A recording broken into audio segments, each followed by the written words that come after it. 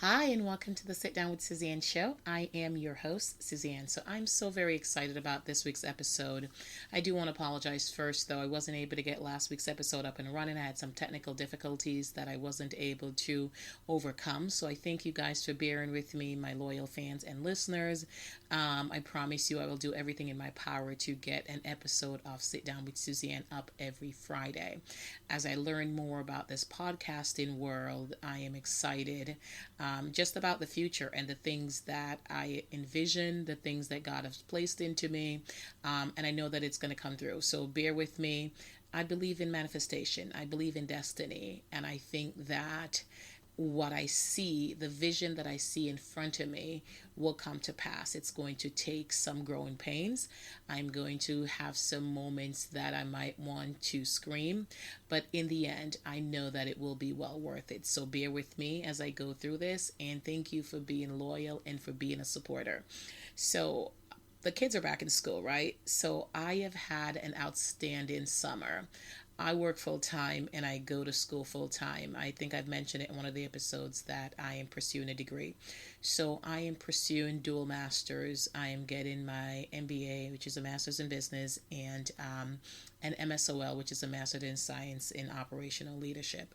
And I will tell you, it is a lot of work. It is a lot of sacrifice, but I do believe that it's worth it. The path that I want to go on, I think it will be beneficial to get these. So it's a lot of work and a lot of sacrifice. And I work full time. I'm also very active in my church. So I genuinely don't have a lot of free time. And time is precious to me. I think time is valuable. And I don't want to be one of those persons that spend so much time just being busy and doing things that they don't have an opportunity to spend time with their loved ones. They don't have an opportunity to enjoy the fruits of their labor.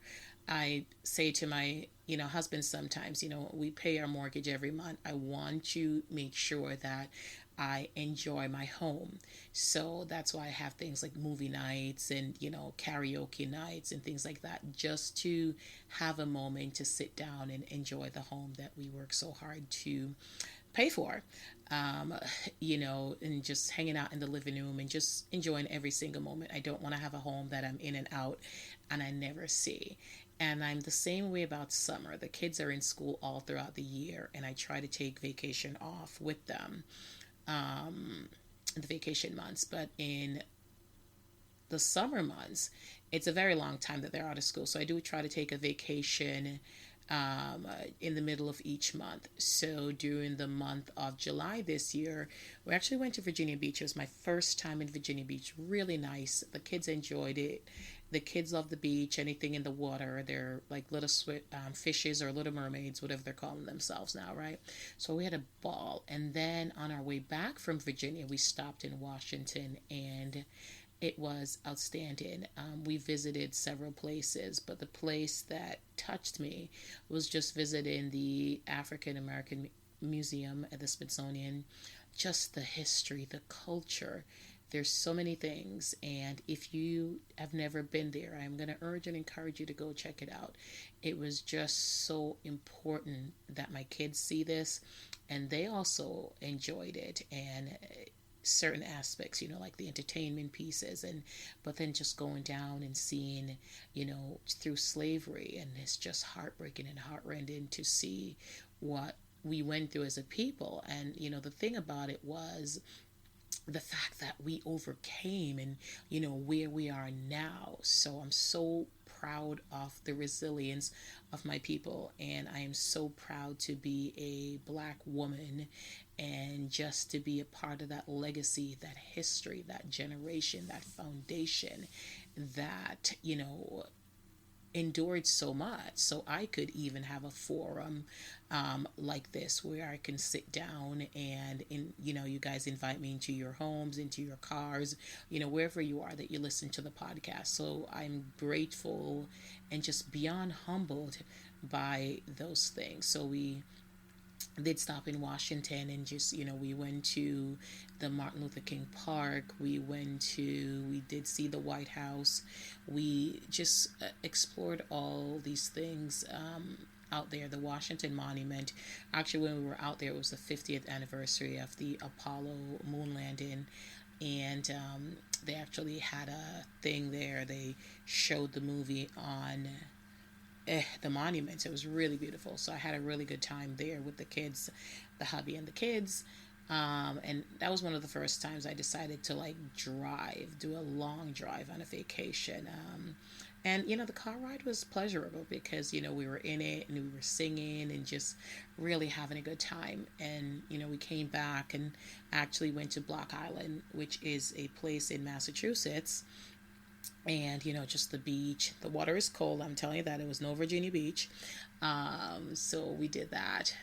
And then, one of the best things that I have done for, my family and I, at the end of the summer, right before the kids go back to school, we take a vacation, and it's typically out of the country because we want to just spend that week just reconnecting, eating every meal together, just doing things together, just swimming and not having a lot of things weighing us down.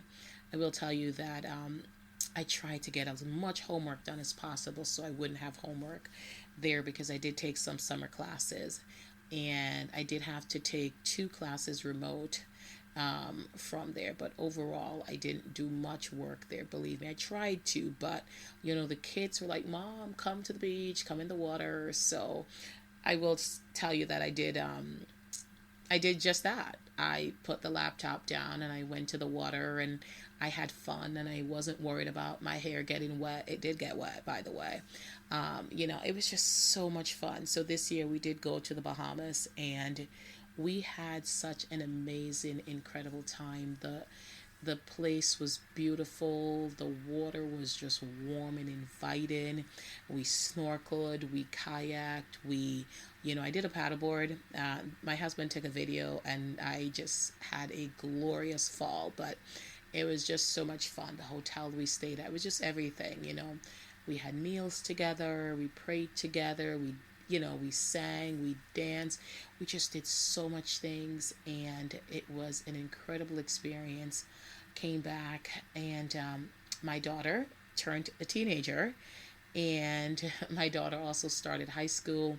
My other daughter started first grade, so lots of things happening in the Anderson household, right? Um, and, I mentioned that we went to the Bahamas, and I would be remiss if I didn't talk about, just what happened this past week in the Bahamas in terms of Hurricane Dorian and just how devastated it was to see this place that we were there less than 2 weeks ago, how beautiful it was and what it looks like now, and just the death toll rising. And I'm certainly going to see what I can do to be of service and help to the people. I know that they're resilient people, and I know that they'll bounce back. Those people, they're incredible. They will bounce back. So I will urge and encourage anybody, if you have the opportunity or the capacity to give and to be a help to the people of Bahamas, please do so. Like I said, we had a great time. It was just an amazing family experience, and just want to highlight the fact that what's happening in the Bahamas right now. So that was my summer. And then this weekend, I actually went to Nantucket, and it was just amazing. Just met up with some family, and it was, anyway, I may have to just talk about that at another time. Just, I'm going to talk about, just reconnecting with family and just the relationship with them. But let me just say, outstanding, outstanding, outstanding. Just an amazing weekend this weekend. So I want to go ahead and jump into this week's episode of the podcast. But before I do that, I did say that I was going to try and answer some questions for you guys before we begin. So I thank you for those who continue to write in to me. It's Suzanne at positivelysuzanne.com.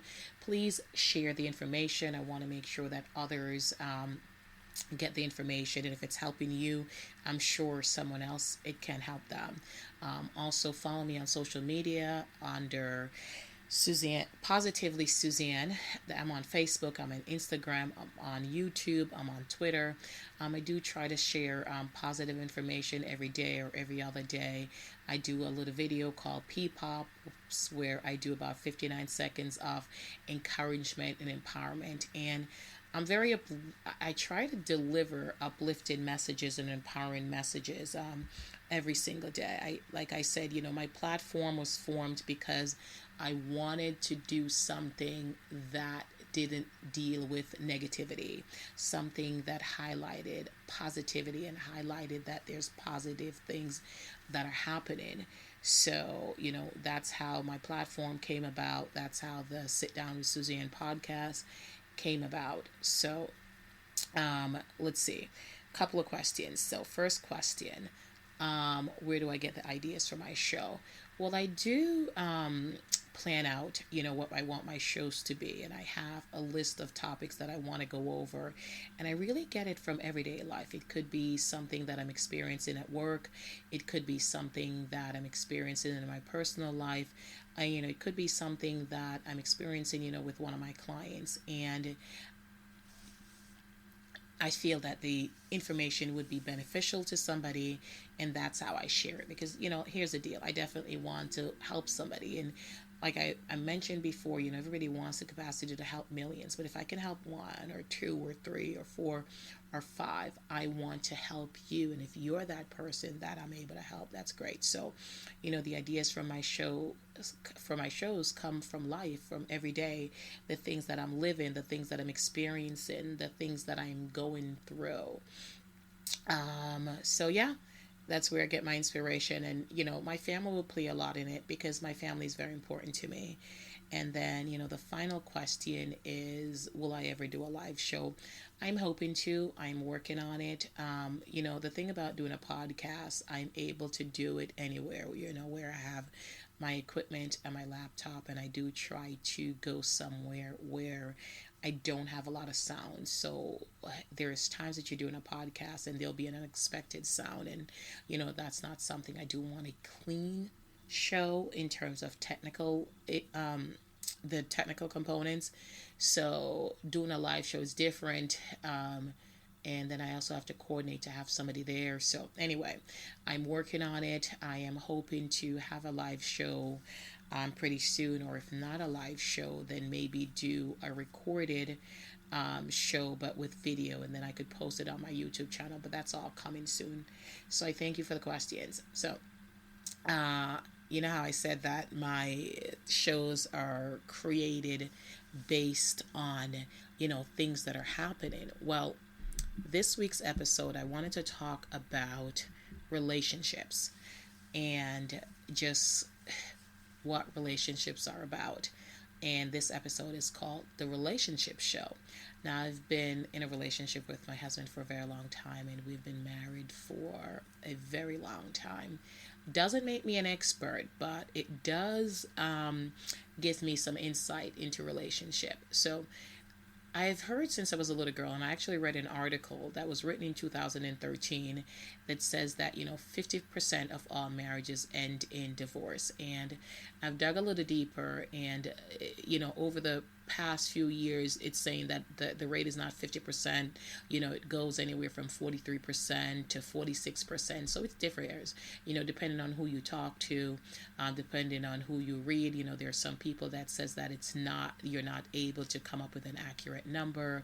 They'll look at divorces based on demographics. They'll look at divorces based on age, and they'll look at baby boomers to millenniums. They'll also say that less people are getting married. So whatever the reasons, every time you talk to somebody, you get a different interpretation of divorce. But the bottom line is people are getting divorced, and you'll see somebody that you saw and thought they were very happy, and then you hear they're no longer together, and you ask the question.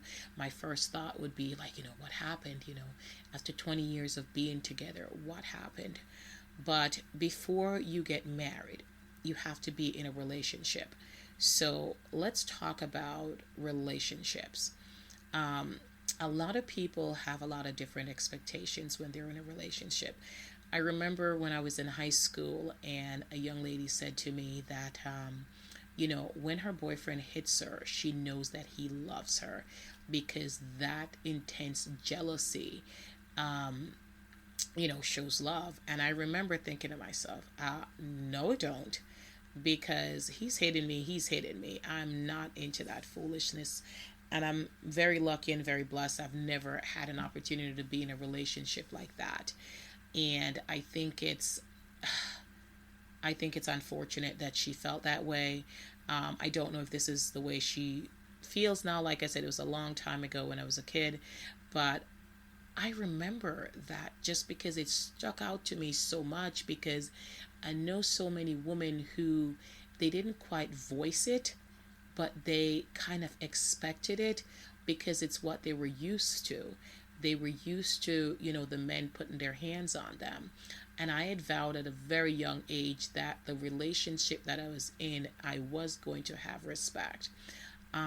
So one of the things, when I'm talking to my clients, I'll say to them, like, when you're in a relationship, you have to set the tone and you have to set the expectations of what you'll accept. Now, let me segue for a moment. And if you are in an abusive relationship, there are places and there's organizations that can help you. And I'm always mindful of that, regardless of what show I'm doing. There are some serious issues that are out there, and I will encourage you to get the help and seek the help from a counselor, from a pastor, from somebody who can help you in the situation, and don't try to handle it on your own, especially if it's a dangerous situation. So again, if it's a violent relationship, please seek the help. There are organizations that can help you. Back to the original topic. So you have to set the expectations for the relationship that you want, right? And because if you don't set that expectation, then people will treat you a certain way. And if you accept it, they'll believe that it's okay. And a lot of times they know that they're treating you badly. But if you're accepting it, then why should they change? So I remember when I met my husband and he had asked me out, and I had kind of like just told him my expectations. And I remember telling that to somebody and they said like, whoa, like that's a bit much. And I felt that if I wanted to move forward with this person, and this was even before we went out on the first date, I kind of told him like, this is, my expectations and, what I want and all that. And he's going to kill me for saying this, but I told him like, I'm not a girlfriend. Like, I'm a wife. I'm not somebody that you're going to, date, string along and then move on from. So before you even get into anything, then let's get this handled. And I think I was able to say that because at that point none of us were committed, right? So there was no feelings involved. This was just an initial, can I take you out? And I think that a lot of times people hesitate to put on the table what they're looking for because they were afraid that the other person will say no. But I think that's the best time to put out what you're looking for, because if they say no, you'll know not to move forward. And I thank God my husband was able to, step up to the plate and, I don't want to say meet my demands, but he was able to step up to the plate and be the man that I told him that, I expected. And I'm grateful for that. I truly believe it was a blessing from God, because I had these expectations, and I think I had created these expectations based on how I saw other women treated, and I knew that I did not want that. And then I saw other women being treated well, and there was components of that, but I didn't base what I wanted on what I saw from other people. I really wanted a relationship that was unique. I wanted a relationship that there was, mutual respect and affection and support. And I remember it was just such an early age that I just had this expectation. I had said this to him, and he was cool with that, and we were able to move forward. And we had a lot of interest in an intense conversation in the beginning of the relationship. For the love of me, I am not quite sure just where I got that boldness, but I just knew that I didn't want to be hurt. And I felt that talking about it that early on would prevent me from getting hurt. And I'm very blessed. And it doesn't mean that, having that conversation will stop you from getting hurt, but I thank God every day. And I know it's because, we have God first in our lives and we work hard at it, but I'm thankful. So, when you're starting a relationship, I think it's important that you set the tone, right?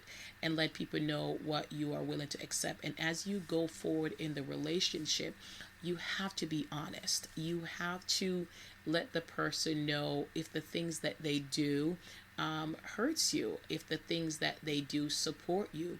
Because when you're in a relationship, and I have told my clients this, the relationship is about you and the other person. It's not about you and your girls. It's not about him and his boys. It's not about your mother, your father, your siblings. It's about the two of you. And you should be able to sit down and have a conversation about anything and everything. Before you have that conversation with anyone else, because you're a unit, you're trying to build something. And the ultimate goal, is marriage, kids, and things like that. Or for some people, that's not their ultimate goal. So I shouldn't say it's the ultimate goal, but what is the goal? Is it date just to date? Is it date to get married? Is it date to, maybe have a family but not get married? But whatever the reasons, you got to set that expectation and you've got to continue to nurture it every single day. And you've got to make sure that the relationship is just about the two of you guys and not everybody. Because a lot of times when you're in a relationship, everybody will come and they'll offer their advice and they'll give you this and they'll give you that. But if they're not in the relationship with you, they truly cannot grasp it. And one of the things that I do, I make sure that I don't talk about, our problems to somebody else because I need to, because they cannot fix it. So when we are having challenges, I talk about it with him. And that's what I'm going to encourage you guys to do. When you guys are having challenges in your relationship, talk about it with your partner because they're the person that you want to build together with. And a lot of times when you go to your friends, let's be real, we want somebody that's going to be on our side and we want somebody to say, yeah, they're wrong. But truthfully, you're not always right. And somebody being on a side and hyping you up can be damaging that relationship.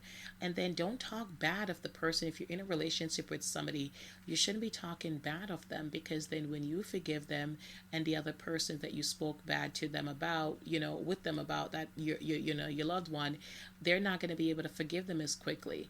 So then you run into that. So I'm just going to encourage you, talk about it with them. And there is no limits to happiness. I made a decision that I'm going to 100% be committed and be in love and work on the relationship. Now, there are times that, we're in a relationship and we're in love, but you have to make a conscious decision that I am going to love this person, flaws and all. I'm going to accept them, flaws and all, and, work through it together.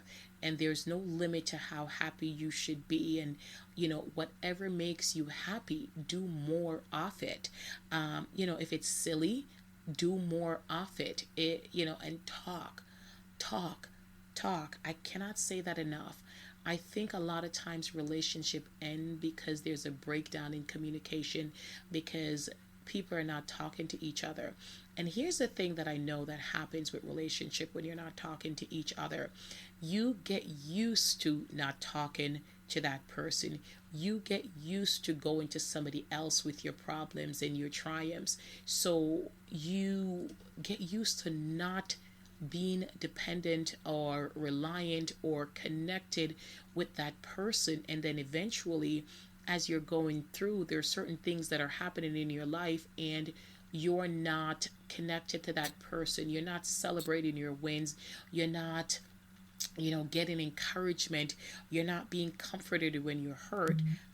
And you have gone to other people to get this. And they're giving that to you. And like I said, you end up learning to live without that person. And that's how those relationships end. That's how those relationships die, because you learn to live without the other person, and that is just so unfortunate. So relationships end a lot of times because there's a breakdown in communication. So if I can encourage you to continue to talk, just continue to be there for that other person. And if there's something that that person likes to do, find out about it. Talk to them about it.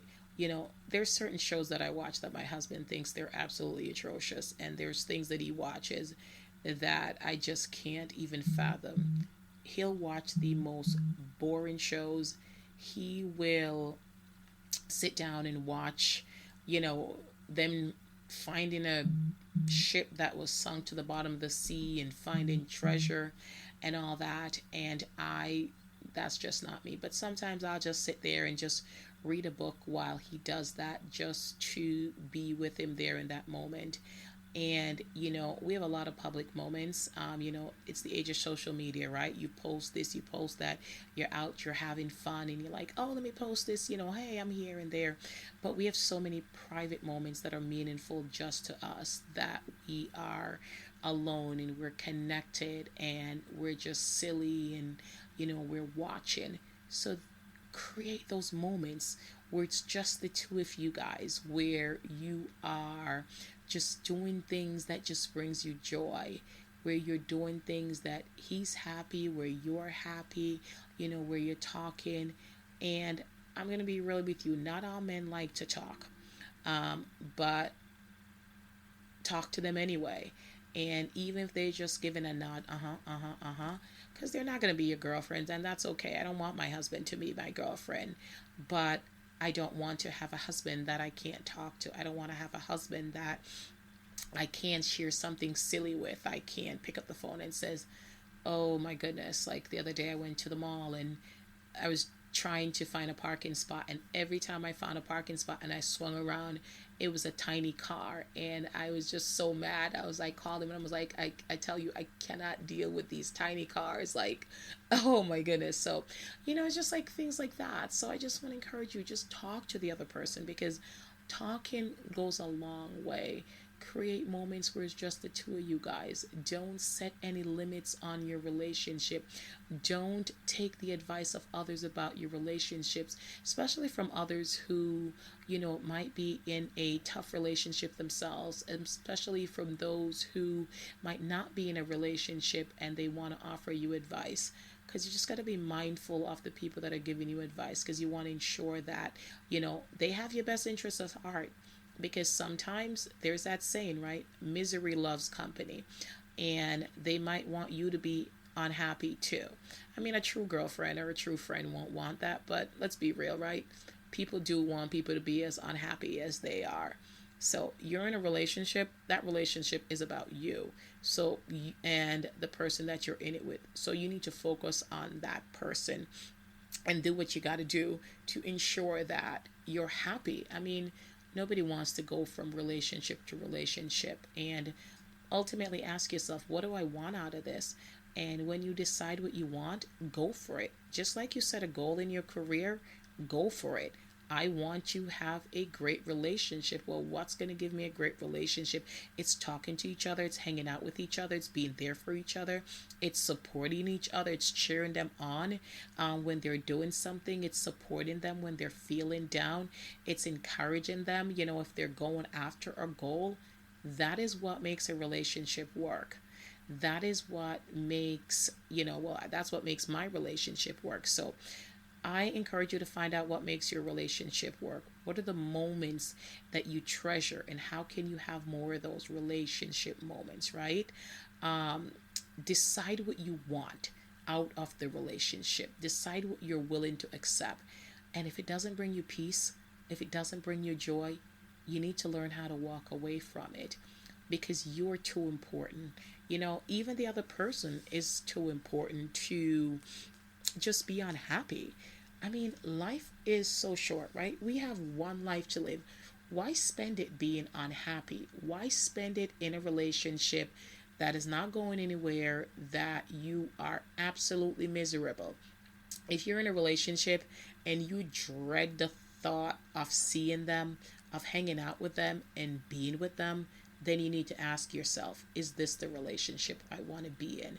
You know, get your joy back. You want to walk in, and I'm not saying this person is your whole life, because you definitely want to have separate interests, but you want to make sure that your relationship um, is good. You want to make sure that you can hang out together. Whether you're hanging out doing the same thing, like I said, sometimes I hang out with my husband when he's watching his show. I'm reading my book. Sometimes he's hanging out with me when I'm watching my show. He's playing his game on his phone, but we're just chilling together.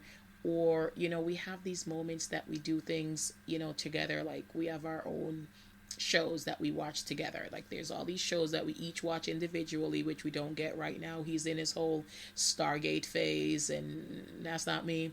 And I am going through, and I'm trying to clean up and watch all my shows for the season, my Empire, my Star, and I'm all caught up on my Grey's Anatomy and my How to Get Away with Murder and all that. And I'm still a little sad about losing Scandal, but that's a whole nother story for a whole nother day.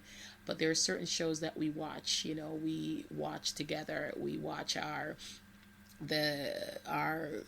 Arrow and our Supergirl and our Flash and our Blacklist.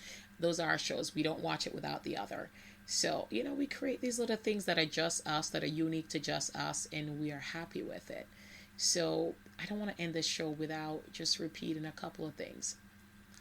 Set your expectations. Hold the person accountable to them. Place no limits on your happiness. Place no limits on your relationship. When you're in the relationship with someone, let it be about that person, not about your friends or the other people. And talk. Talk to that person. Talk about your dreams, your goals, your aspirations, what makes you happy, what makes you sad, and talk often. Don't lose that communication, and don't get that communication with somebody else, because I think that's how relationships start to fail sometimes, when we are getting what we should be getting from the relationship from an outside source. So I hope that this episode will help somebody. If you know of somebody it will help, please share it with them. I am looking forward to the next episode. As I mentioned before, please bear with me. I'm still working out the kinks of the technical aspect of podcasting. But I'm excited. And I have some great news that I'm going to share in the upcoming weeks. I'm hoping in the upcoming weeks I have a couple feelers out and a couple guests. So I can't wait to bring them on the show, and for you to get an opportunity to hear them. So I thank you for listening. Please continue to send me your questions and your feedback at Suzanne at positivelysuzanne.com. Follow me on Facebook, Instagram, and Twitter, and YouTube at Positively Suzanne. And, just continue to listen to the shows, continue to download, continue to share, and write a review. And if I've helped you in any way, please don't hesitate to send me an email. So I thank you for listening. I'm Jamaican, so there's a couple of times that you'll hear a different word. I'll drop a couple words, I'll add a couple words, and my H's are going to be fun for you to listen to. But anyway, proud Jamaican right here. So don't forget to drop me an email, and we can certainly connect. So I thank you again for listening to the Sit Down with Suzanne show, and until next time, be good to yourself and be good to others.